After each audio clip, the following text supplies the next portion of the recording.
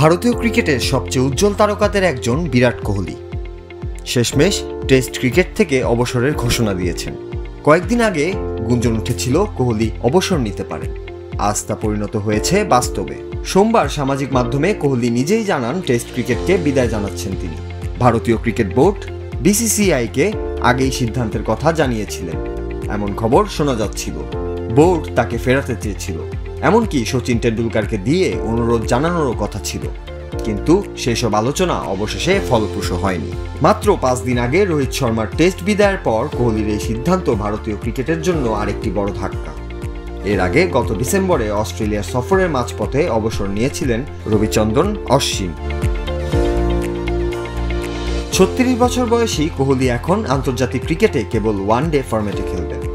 টি-20 থেকে তিনি আগেই বিদায় নিয়েছেন, তবে আইপিএলে তার পারফরম্যান্স এখনও তুমুল সাড়া জাগানো। সাদা পোশাকে কোহলির যাত্রা শুরু হয়েছিল 2011 সালের জুনে ওয়েস্ট ইন্ডিজের বিপক্ষে। শুরুটা সহজ ছিল না, কিন্তু সময়ের সঙ্গে সঙ্গে তিনি হয়ে ওঠেন ভারতীয় ব্যাটিংয়ের মেরুদণ্ড। বিশেষ করে অস্ট্রেলিয়ায় তার পারফরম্যান্স ছিল অনন্য। 2014-15 মৌসুমে অ্যাডিলাইড, মেলবোর্ন ও সিডনিতে সেঞ্চুরি করে তিনি প্রমাণ করেছিলেন বড় মঞ্চের বড় খেলোয়াড় তিনি। অধিনায়ক হিসেবেও কোহলি ছিলেন অসাধারণ। ভারতের ক্রিকেট ইতিহাসে সবচেয়ে সফল টেস্ট অধিনায়ক তিনি। তার নেতৃত্বে ভারত খেলেছে 68টি ম্যাচ, জিতেছে 40টিতে। বিশ্ব টেস্ট ইতিহাসেও শুধু গ্রাহাম স্মিথ, রিকি পন্টিং ও স্টিভ ওয়া তার সামনে।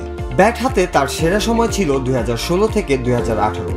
এই সময়টাই তিনি করেছিলেন 14টি টেস্ট সেঞ্চুরি।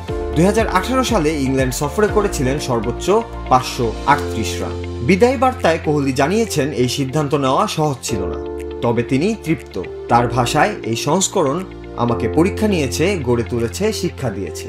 এখানেই দিয়েছি নিজের সর্বোচ্চ এবং পেয়েছি তার চেয়েও বেশি। ক্রিকেট বিশ্বের জন্য এটি নিঃসন্দেহে একটি যুগের অবসান, আর ভারতীয় ক্রিকেটের ইতিহাসে কোহলির নাম লেখা থাকবে স্বর্ণাক্ষরে।